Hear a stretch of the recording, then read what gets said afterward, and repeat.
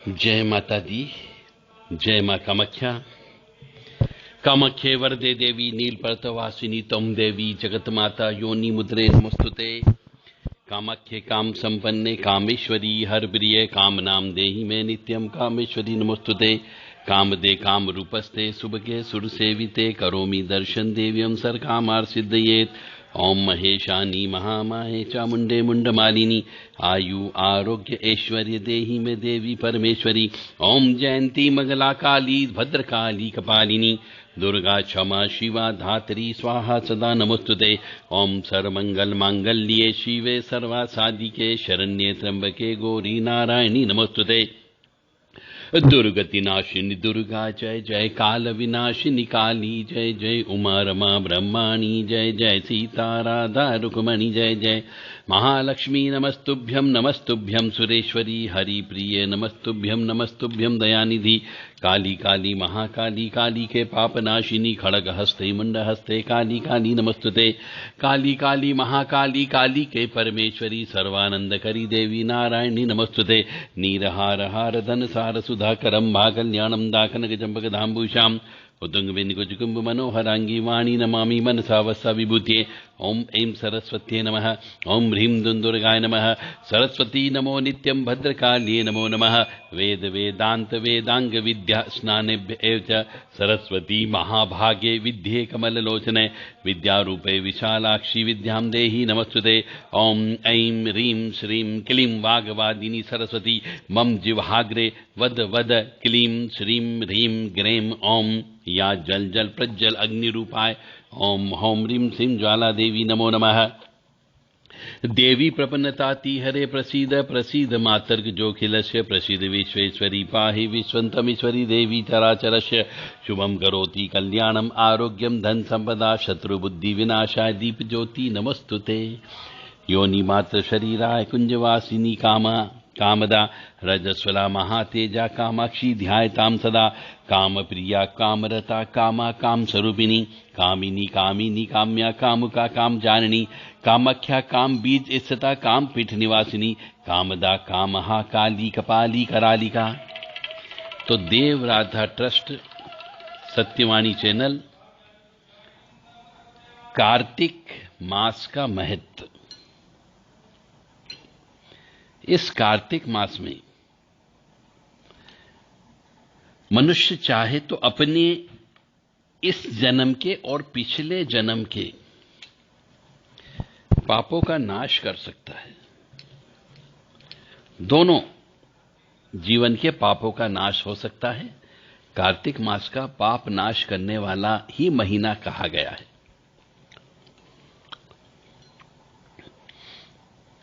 कार्तिक मास में शास्त्रों में बहुत कुछ कहा गया है। कार्तिक मास में मनुष्य की सभी आवश्यकता, जैसे कि उत्तम स्वास्थ्य होना चाहिए, पारिवारिक उन्नति चाहिए, देव कृपा भी चाहिए, और कुछ समस्या वो समस्या बहुत आसानी से सुलझ जाए। ये सब चीज आपको कार्तिक मास में प्राप्त हो सकती है। कार्तिक मास में व्रत उपवास जप तप और दीप दान करने से मिल सकती है। शास्त्रों में कार्तिक मास को हमारे 12 महीने होते हैं, 12 महीनों में सर्वश्रेष्ठ माना गया है। धर्म शास्त्रों के मुताबिक शास्त्रों में वेद, नदियों में गंगा और युगों में सतयुग श्रेष्ठ माना गया है। उसी प्रकार भगवान विष्णु के इस कार्तिक महीने जाग जाने की वजह से कार्तिक मास को भी सर्वश्रेष्ठ माना गया है। ऐसा कहा जाता है कि देव शयनी एकादशी से श्री हरि विष्णु सो जाते हैं और देव उठनी एकादशी को श्री हरि विष्णु उठते हैं, और ये कार्तिक महीने में ही उठते हैं, इसलिए सर्वश्रेष्ठ माना गया है।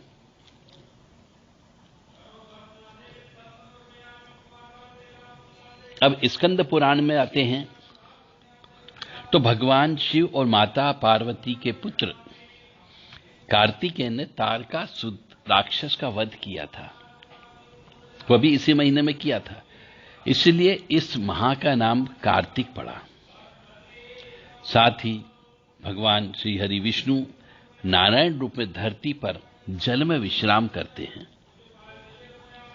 कार्तिक मास जो है पाप नाश करके, मतलब कार्तिक माह में मनुष्य चाहे तो अपने पापों का नाश करके अपने संकटों को दूर कर सकता है और धन, सुख, समृद्धि, शांति और निरोगी जीवन प्राप्त कर सकता है। इसके लिए कुछ नियम बनाए गए हैं। कार्तिक मास में सूर्य उदय के पहले स्नान ध्यान कर लेना चाहिए और एक समय पे भोजन करना चाहिए। 24 घंटे में कोई भी एक समय आप फिक्स कर लें, उसी समय पे भोजन करते हैं। रोजाना नदी में बहते पानी के किनारे दीप दान किया जाता है, जिससे पापों का नाश होता है, रोगों का नाश होता है। स्कंद पुराण में भी कहा गया है कि आरोग्यता प्रदान करने वाला, रोग विनाशक, सद्बुद्धि प्रदान करने वाला मां लक्ष्मी की साधना के लिए कार्तिक माह सबसे सर्वश्रेष्ठ है। यानी कार्तिक महीने में, पूरे कार्तिक माह में आप मां लक्ष्मी की साधना कर सकते हो।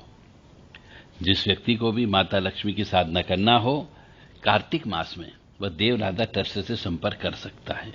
और जिन व्यक्ति को पिछले जन्म के अनुसार, जन्म पत्री के अनुसार भयंकर पाप कर्म किया हो, इस जन्म में उसे सुख नहीं मिला हो, वो व्यक्ति भी कार्तिक मास के महीने में देवराधा ट्रस्ट में आकर के अपने पापों का नाश कर सकता है। ऐसी मान्यता है कि कार्तिक मास में सभी देवी देवता की प्रार्थना, पूजन, अर्चन श्रद्धा पूर्वक करने से मनोकामना शीघ्र पूर्ण होती है। और ये कार्तिक माह जो है माता लक्ष्मी जी को बहुत ज्यादा प्रिय है। इसीलिए इस कार्तिक मास में ही लक्ष्मी पूजन, महालक्ष्मी पूजन भी आता है। और कार्तिक अमावस्या का महीना तो काली मां का भी बहुत महत्वपूर्ण दिन होता है। जो मनुष्य कार्तिक अमावस्या की रात को, संपूर्ण रात्रि को जग करके मां भगवती आद्य काली की पूजन अर्चन करता है, उसे महाकाली, दक्षिण काली, कंकाली काली, शमशान काली, भद्रकाली या जो भी काली मां है, उनकी कृपा अवश्य प्राप्त होती है, क्योंकि वह महारात्रि कहलाती है। जैसे 4 रात्रियां होती है, इसी में एक दिवाली भी उसी में शामिल होती है। ये महत्वपूर्ण रात होती है।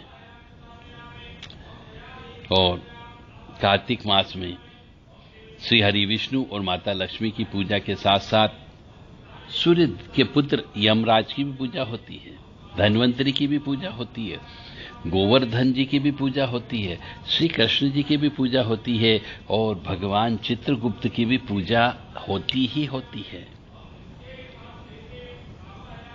इस महीने में, यानी कार्तिक महीने में, सभी देवी देवताओं को जो जिंदगी में अत्यंत आवश्यक है, जिनकी कृपा अत्यंत आवश्यक है, जैसे धन्वंतरी की पूजन अर्चन करने से उनकी कृपा प्राप्त होगी तो आप बीमार नहीं पड़ोगे। भगवान चित्रगुप्त जी की पूजा करने से आपके काफी कुछ पापों का नाश हो सकता है। सूर्यपुत्र यम की पूजा करने से आपको यम पाश से मुक्ति मिल सकती है। यानी कि कार्तिक मास के अंदर देवी देवताओं की पूजा करने का विधान बताया गया है और करना चाहिए, ताकि आप पिछले जन्म के पापों का नाश कर सकें। इस कार्तिक मास में व्रत करना चाहिए, स्नान करना चाहिए और दान देने का भी बहुत बड़ा महत्व है। इससे पाप का नाश होकर सुख, शांति और मोक्ष की प्राप्ति होती है। ऐसे कार्तिक महीने में ही करवा चौथ भी आता है, संकटा चतुर्थी का व्रत भी आता है, रमा एकादशी भी आती है, धनतेरस भी आती है, नरक चतुर्दशी भी आती है, दीपावली का दिन भी आता है, गोवर्धन पूजा भी होती है, भाई दूज भी मनाई जाती है, छठ पूजा भी होती है और देव उठनी एकादशी भी होती है, तुलसी विवाह भी होता है और कार्तिक पूर्णिमा का बहुत महत्व है। तो आप व्यवसायिक जीवन में और व्यक्तिगत जीवन में अपनी बहुत सारी बाधा, कष्ट, परेशानी, इनको दूर कर सकते हो कार्तिक मास में।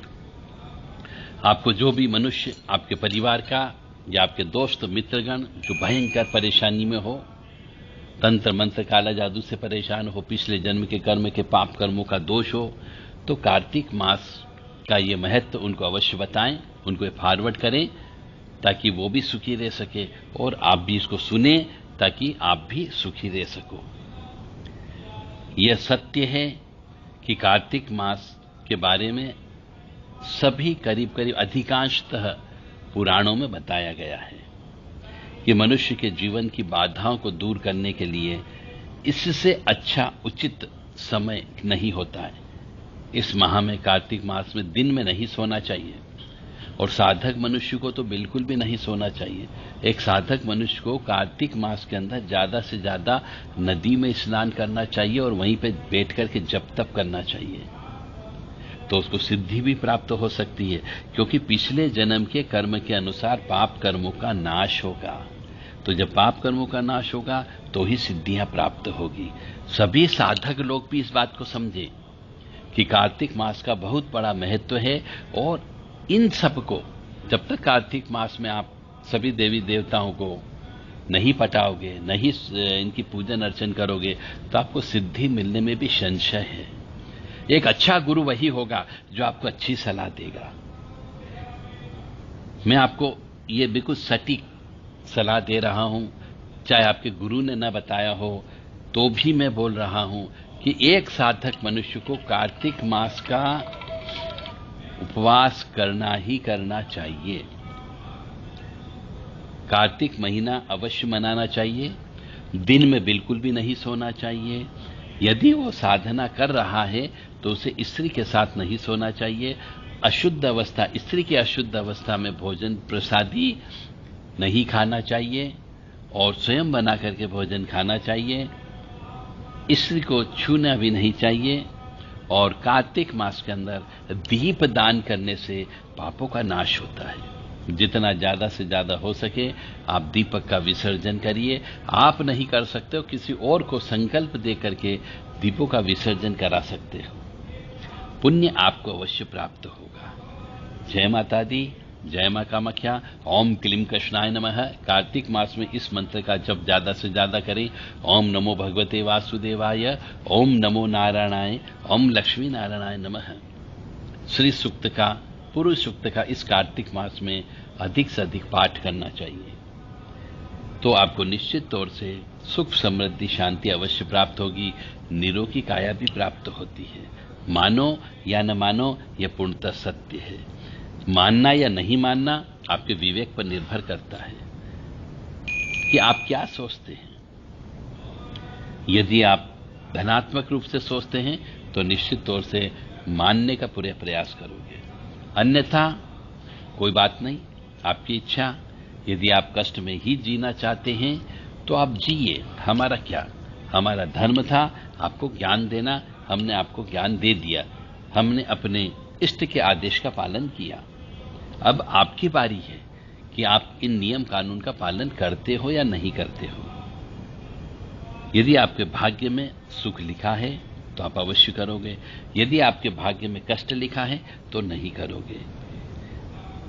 फिर किसी के सामने ढिंडोरा मत पीटो, फिर किसी के सामने सिर मत फोड़ो, फिर किसी के सामने जाकर के रो मत कि भगवान मैंने कभी जिंदगी में सुख नहीं देखा। तो आपको ज्ञान ही नहीं था कि सुख कैसे लिया जाए। पिछले जन्म के पापों का जब तक नाश नहीं करोगे आपको सुख की प्राप्ति कैसे होगी। और पिछले जन्म के पापों का नाश करने के लिए गरीबों को भोजन कराना पड़ता है।